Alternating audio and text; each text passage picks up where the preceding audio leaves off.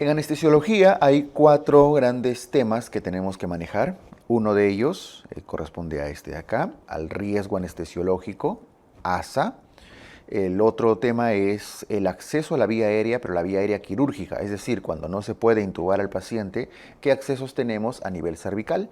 Específicamente la punción cricotiroidea y la traqueostomía.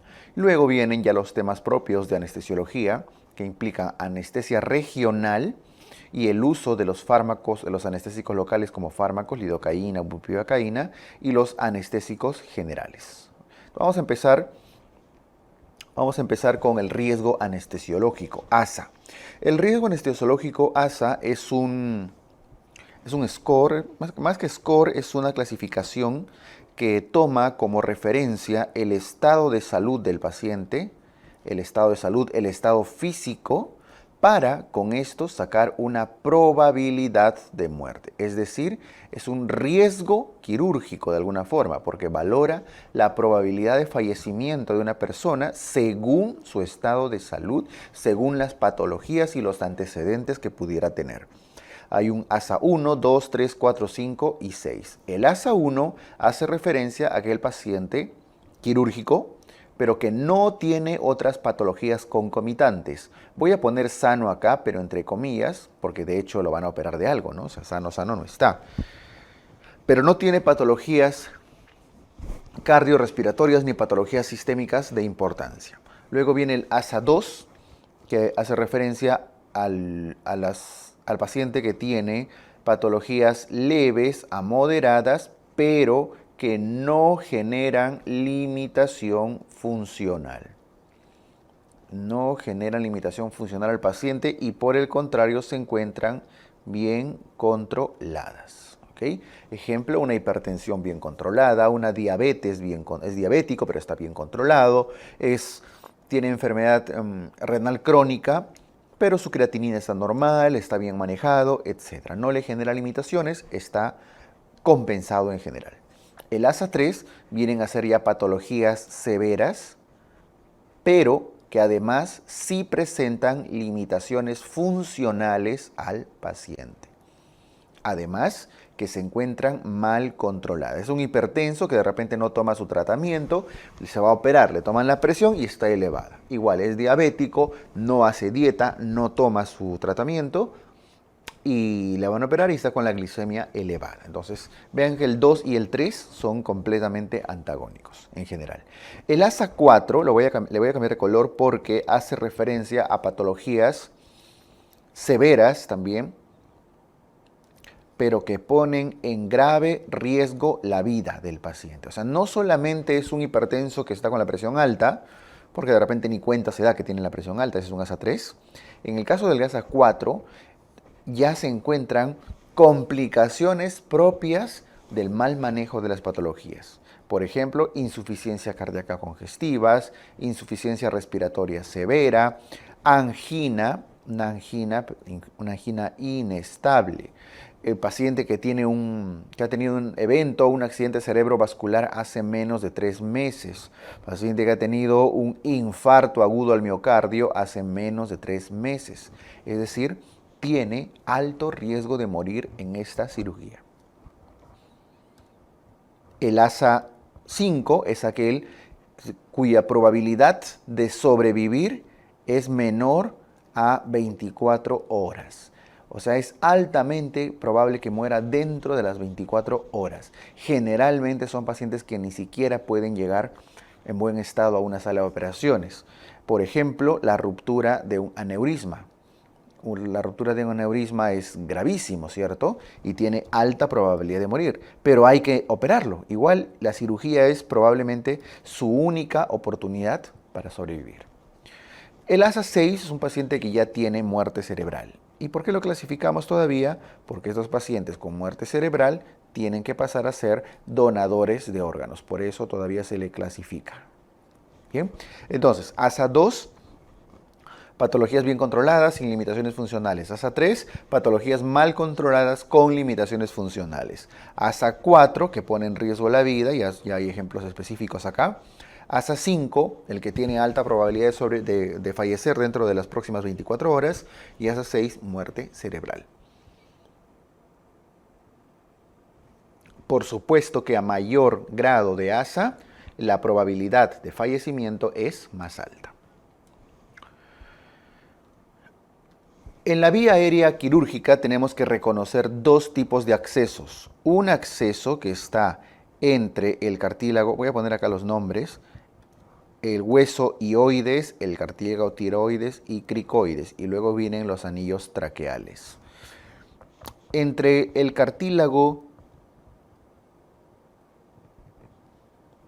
tiroides y cricoides se encuentra una membrana, la membrana cricotiroidea, que es factible de ser punzada. Esa se conoce como la punción cricotiroidea. En cambio, más abajo, entre el segundo y tercer anillo traqueales, que a veces puede ser entre el tercero y cuarto, pero a este nivel ya estamos en tráquea, ya no estamos en la membrana de arriba. Al ser tráquea, punzar en esa zona, disecar para colocar una cánula, a este procedimiento se le denomina traqueostomía. Entonces, punción cricotiroidea, la superior, en la membrana cricotiroidea, y traqueostomía, la inferior. Empiezo con la punción cricotiroidea. La indicación para punzar a nivel de esta membrana de emergencia es tener una obstrucción de la vía aérea superior. Estamos hablando de situaciones de emergencia, obstrucción de la vía aérea superior. ¿Okay? Un edema de glotis, algún trauma que amerite que sea imposible poder ventilar por vía oral. Oral o nasal. El acceso debe hacerse entre el cartílago tiroides y el cartílago cricoides. Eso se denomina la membrana cricotiroidea. Membrana cricotiroidea. ¿Okay? Complicación común de este tipo de acceso a nivel de la membrana cricotiroidea, una complicación frecuente es la lesión de la glotis. Acá la glotis puede lesionarse. ¿Okay? La traqueostomía es un procedimiento ya usualmente un poco más electivo, porque para colocar una cánula a ese nivel tenemos que disecar, y este proceso de disección usualmente se hace bajo anestesia general en un paciente en sala de operaciones. Por lo tanto, la indicación es con frecuencia, ¿no?, más electiva. Y aquí la principal causa de traqueostomía o la principal razón es la intubación prolongada. Paciente que tiene un tubo endotraqueal generalmente más de 15 días o con proyección a tener más de 15 días, tal vez está en coma o algo, debe hacérsele una traqueostomía. El acceso es entre el segundo y tercer anillos traqueales, eventualmente pudiera ser entre el tercer y cuarto anillo traqueal. No más arriba ni más abajo, porque esto puede traer complicaciones. ¿Y cuáles son esas complicaciones comunes de la traqueostomía? Para empezar, la hemorragia. La hemorragia es una de las complicaciones tempranas más comunes. Puede generar fístulas con la, incluso a veces hasta con el mismo esófago o con algunos otros vasos sanguíneos. ¿Okay? Puede generar estenosis. De todas las complicaciones comunes de la traqueostomía, voy a resaltar a la estenosis como la complicación más frecuente. Entonces, no olviden, si estamos en una obstrucción que pone al paciente en un estado de emergencia, aquí lo que hay que hacer es hacer una punción cricotiroidea. En el caso de las traqueostomías, el acceso debe ser ya un poco más abajo, a nivel traqueal, y generalmente se hace cuando hay intubación prolongada. Por supuesto que a un paciente que se le ha hecho punción cricotiroidea, como es una punción de emergencia, es muy probable que después necesite la posibilidad de una traqueostomía. Es decir, todos los cricotiroideos, los que han recibido punción cricotiroidea, podrían tener necesidad o indicación de hacerse la traqueostomía. ¿Ya? Listo, algo que tienen que tener claro acá son las complicaciones. En el tema de anestesia regional, no olviden que hay dos tipos de anestesia. Una anestesia, abajo voy a usar un rato el espacio en blanco, anestesia general, que implica sedar al paciente, generar una pérdida de la conciencia reversible, que esté dormido, ¿cierto? Eso es una anestesia general. Pero una anestesia regional, el paciente está despierto y solamente se bloquea el dolor a nivel de los plexos o nervios o órganos o extremidades, etc. Solo la región que necesitan anestesiar para que no le duela. Entonces, o el paciente está dormido, general, o está despierto, anestesia regional. ¿Ok? Bien. Empezamos con la anestesia regional. Y dentro de la anestesia regional hay varios tipos de anestesia. Puede ser, por ejemplo, la anestesia que se coloca para una pequeña sutura. Es una anestesia regional. Algunos le llaman anestesia local, pero en realidad están anestesiando solo una región. Tal vez se va a operar el miembro superior de una fractura y se bloquea el plexo braquial para quitar la inervación a todo el miembro superior. Es un tipo de anestesia regional. Por ejemplo, van a punzar, como en la imagen, la columna, a nivel de la columna, por entre las apófisis espinosas, están optando por una anestesia regional porque esto va a bloquear las raíces de cierta región. Entonces, esta es la que nos interesa porque este tipo de anestesia se le llama anestesia neuroaxial, la que se coloca a nivel de la columna vertebral. Que puede ser de dos tipos, extradural o intradural. Por supuesto que es extradural si es que no atraviesa la dura madre, pero si atraviesa la dura madre se denomina intradural. ¿De qué depende entonces que sea extradural o intradural? Si atraviesa o no la dura madre. La extradural se queda fuera, la intradural sí atraviesa. A la extradural también la pueden llamar epidural o pueden llamarle peridural. Y a la intradural pueden llamarle raquídea o pueden llamarle espinal. ¿Qué fármacos se colocan o se inyectan en esta región?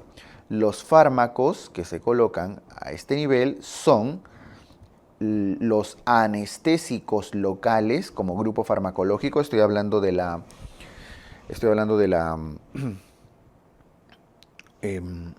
lidocaína, bupivacaína y en general opiáceos. ¿Ok? Los opiáceos. El nivel de seguridad que debe usarse en la anestesia neuroaxial es siempre de L3 hacia abajo. ¿Por qué? Porque hasta L2 puede llegar la médula espinal y si ustedes punzaran a ese nivel podría haber un trauma vértebromedular. ¿Ok? Listo. Esto según los tipos de anestesia. Esta anestesia regional, si bien no duerme al paciente, no se hace sedación al paciente, tiene algunas complicaciones y contraindicaciones. De hecho, la complicación más común e importante es la hipotensión, pero puede ser una hipotensión severa que puede llevar al shock incluso. Por eso es que una de las contraindicaciones está en relación. Una de las contraindicaciones más importantes es la hipovolemia. Paciente que está con hipovolemia, con caída de la presión, es importante que antes de colocársele una anestesia regional tenga que ser correctamente hidratado, que se reponga volumen. ¿Ok? Hipotensión. Pero no es la única complicación, puede haber también depresión respiratoria. Voy a poner acá parálisis respiratoria. Puede llevar incluso a la bradicardia. No es lo único. Puede haber íleo, estamos hablando de clínica de obstrucción intestinal, puede haber bradicardia, íleo, retención urinaria, parestesias en miembros inferiores, etc. Pero la cefalea es una importante, pueden escribirlo, cefalea.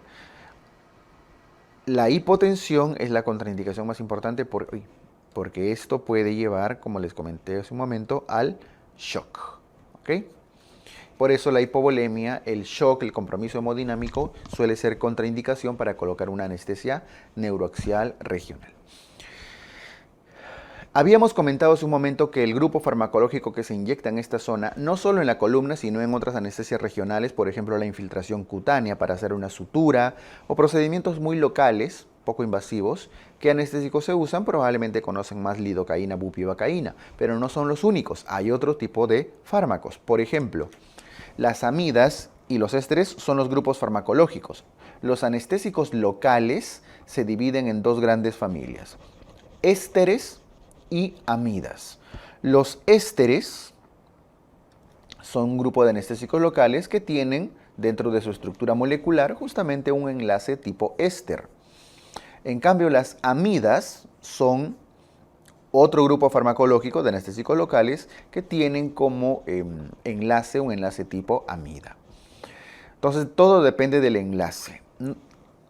Los ésteres son moléculas altamente inestables. El enlace tipo éster es un poco fácil de romper, fácil entre comillas, ¿no? Y se metaboliza con mucha facilidad donde en el plasma. En cambio, las amidas son moléculas más estables. Necesitan al hígado para tener un adecuado metabolismo. Son más difíciles de romper. Esto hace que tengan metabolitos libres en menor cantidad, las amidas. Por lo tanto, tienen menor probabilidad de shock anafiláctico, en general menor probabilidad de complicaciones. En cambio, los ésteres, al ser moléculas inestables, liberan metabolitos con facilidad y eso puede generar efectos adversos, reacciones anafilácticas. Las amidas, que son más conocidas, más usadas, son la lidocaína, la bupivacaína, pero también tenemos a la levobupivacaína, a la mepivacaína, a la ropivacaína, a la levobupi, ya les mencioné, a la prilocaína, etc. Lido y bupi son las más comunes. En cambio, los ésteres suelen ser cocaína, procaína, clorprocaína, tetracaína, benzocaína, etc. Bien, les comenté que los ésteres son poco usados por su alta inestabilidad y alta posibilidad de liberación de metabolitos. Por eso que usamos más amidas. Y dentro de ellas, los anestésicos más usados son la lidocaína y la bupivacaína. La lidocaína tiene un tiempo de duración analgésica aproximado de 60 minutos, a veces menos. En cambio, la bupivacaína tiene un tiempo aproximado de 180 minutos, en realidad 2 a 3 horas aproximadamente. Quiere decir que la bupivacaína es uno de los de mayor tiempo de duración. La lidocaína tiene la alta probabilidad de ser neurotóxica, puede generar alteraciones de los nervios que está bloqueando. Y la bupivacaína suele ser principalmente cardiotóxica. No olviden que ambas tienen casi el mismo mecanismo de acción. Estamos hablando que bloquean los canales de sodio. Al evitar que el sodio ingrese a la célula, están evitando la despolarización. Por eso, al evitar la despolarización, están reduciendo la posibilidad de estímulo doloroso. ¿Ok? Bloquean canales de sodio. Lidocaína, neurotóxica; bupivacaína, cardiotóxica, por supuesto, depende mucho de la dosis y demás. Bien. Y los anestésicos generales se dividen en 3 grandes grupos. Por ejemplo, tenemos acá los hipnóticos, que son los fármacos que van a generar la sedación, la hipnosis, la pérdida de conciencia. Los relajantes neuromusculares y los analgésicos.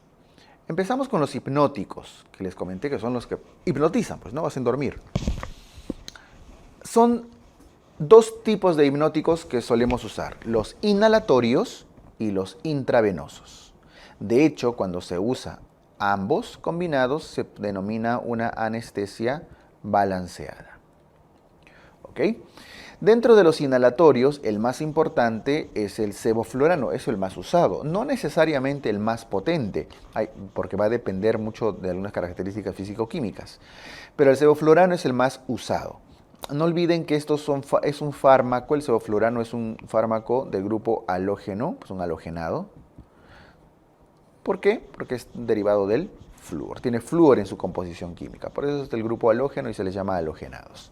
El sevoflurano en particular es un gas volátil que se usa una máquina vaporizadora para poder llevarlo a través de una mascarilla y el paciente al respirarlo, aspire el sevoflurano y eso le genera, va de los pulmones hacia el sistema nervioso central. Entonces, gas volátil, ¿no? Es un fármaco, el sevoflurano, que bueno, se administra en forma de gas y tiene un tiempo de duración aproximado de 3 a 5 minutos de analgesia y de anestesia. No olviden que este fármaco, el sevoflurano, no es un analgésico potente. Es decir, tiene 3 a 5 minutos de hipnosis, perdón, porque es un hipnótico, pero no tiene una analgesia importante, muy leve. Tampoco es relajante neuromuscular. ¿Okay? Es principalmente hipnótico. La ketamina es un fármaco que además de ser hipnótico, es un buen analgésico. O sea, este sí puede aliviar el dolor. No es relajante neuromuscular. Uno de los efectos de la ketamina es que aumenta la presión arterial, aumenta el flujo sanguíneo cerebral. Al aumentar el flujo sanguíneo cerebral, aumenta la presión intracraneana. Esto hace que pacientes hipertensos, tanto de hipertensión arterial como hipertensión endocraniana, debemos tener cuidado en usar ketamina. Eleva también la presión intraocular, por lo tanto debe ser usado con cuidado en pacientes con glaucoma. ¿Ok? Entonces es un hipnótico, un analgésico relativamente bueno, pero que tiene contraindicaciones. Hipertensos mal controlados, pacientes con hipertensión endocraniana, pacientes con glaucoma, por lo menos se debe tener cuidado en su administración. ¿El propofol es hipnótico? Sí, es un muy buen hipnótico, pero no es ni analgésico ni relajante neuromuscular. Solamente tiene efectos sedantes principalmente. Ahora, el propofol prácticamente funciona contrario a la ketamina. Disminuye la presión arterial, disminuye el flujo sanguíneo cerebral, por lo tanto disminuye la presión intracraneana también. ¿Okay? El propofol se usa mucho en los trastornos del sueño en algunos lugares. El midazolam es una benzodiazepina, y como benzodiazepina, ¿qué es? ¿Es hipnótico? Sí, pero no es analgésico, pero sí es un relajante neuromuscular. Es un bloqueador neuromuscular. Entonces se puede usar así también. Los tres son hipnóticos. El gran tema del midazolam es que además que disminuye la presión arterial, además que disminuye la frecuencia cardíaca, disminuye la capacidad de ventilación, genera depresión respiratoria y de hecho es una de las principales causas de muerte en los pacientes anestesiados. La depresión respiratoria. Bien, entonces aquí está el grupo de los hipnóticos. Ya habíamos visto al sevoflurano, el derivado del flúor, a los hipnóticos intravenosos como la ketamina, el propofol, el midazolam. Finalmente, si combinan ambos, están haciendo un tipo de anestesia que se llama balanceada. Ahora, estos hipnóticos no olviden que debían tener la función de generar pérdida de la conciencia, amnesia, etc. A esto hay que agregarle relajantes neuromusculares, que en el capítulo de neurología seguramente lo trabajan un poco más amplio, pero en general vamos a ver solo el enfoque de farmacología de los anestésicos. Pueden ser despolarizantes o no despolarizantes. En ambos casos el resultado va a ser el mismo, un tipo de parálisis flácida, es decir, lo que a nosotros nos interesa es que el diafragma se paralice para que genere una depresión respiratoria, ¿cierto? Por supuesto que estos pacientes van a necesitar una intubación endotraqueal. Los fármacos, el fármaco despolarizante que todavía tiene algunas indicaciones es la succinilcolina, pero el no despolarizante, ahí está. Puede ser rocuronio, becuronio, pancuronio, que son probablemente los que se usan más. Les decía, en ambos casos deben llegar a la parálisis de tipo flácida. Los no despolarizantes, los de abajo, llegan de frente, pero los despolarizantes, antes de ir hacia la parálisis, generan espasmos musculares. ¿Ok? Contracciones, mini contracciones. Y posteriormente terminan siempre en una parálisis flácida. La succinilcolina es un fármaco que dura aproximadamente 1 un tiempo de duración aproximado de 5 minutos. Tiene corto tiempo de duración. Casi no se usa mucho ya en el proceso anestésico. Principalmente se usa en la inducción para hacer la intubación.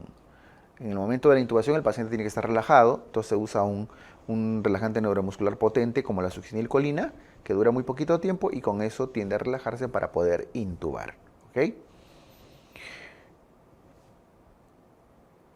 El rocuronio, becuronio y pancuronio tienen un tiempo de duración aproximado de 30 minutos. El pancuronio incluso puede durar un poquito más, puede llegar a veces hasta 1 hora en promedio. Pero los demás, rocuronio, bencuronio, etcétera, unos 30 minutos de duración como relajantes neuromusculares. ¿Ok? Finalmente, estos fármacos también llevan a la parálisis flácida, pero tienen como complicación la depresión respiratoria. ¿Ok? Depresión respiratoria. Bien, esto con los relajantes neuromusculares. Y el otro grupo farmacológico corresponde a los analgésicos. Los analgésicos que se usan más en cirugía son los opioides u opiáceos. ¿Por qué? Por su alta potencia analgésica. Acá los fármacos que más se usan son los derivados de la morfina. ¿Y cuáles son? Sobre todo el fentanilo y el remifentanilo. ¿Ok? Son derivados de la morfina, de alta potencia en cirugía. Muy bien, la combinación de estos tres grupos farmacológicos, hipnóticos, relajantes neuromusculares y analgésicos, generan una anestesia que cumple los objetivos. ¿Y cuáles son los objetivos? Pérdida de la conciencia, amnesia. No debe recordar necesariamente la parte traumática de su cirugía, un paciente, ¿no? Pérdida de la conciencia, que por cierto debe ser reversible. ¿Qué más? Relajación neuromuscular y analgesia. Muy bien.